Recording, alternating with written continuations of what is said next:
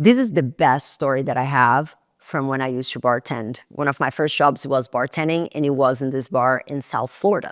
Every Wednesday, we had ladies' night. For ladies' night, a lot of trans women started coming in. They were beautiful, looked like supermodels. But a lot of the men in the bar, the heterosexual men, didn't know that they were trans women. A lot of times they would arrive a little bit later in the night. The gentleman had already had a few too many cocktails, so they weren't really all there. So I see this guy arrived in very macho, and then he's like making out with this trans woman.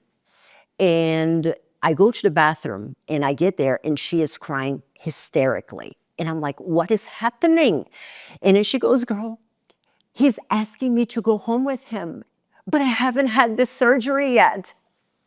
And I'm like, too much information, too much information. But at the time I didn't process what she meant. And I'm like, what do you mean? And then she's like, I haven't had the surgery. So whenever he grabs here, and then she grabs my hand and puts it there, she goes, whenever he grabs it here, I don't know what he's gonna do. Meanwhile, there is like my face, my hand, and I'm like, oh no, you're gonna be okay, you're gonna be okay. But I had no idea what to do with myself. I don't know what happened with these people, but this is definitely one of the craziest stories from when I used to bartend.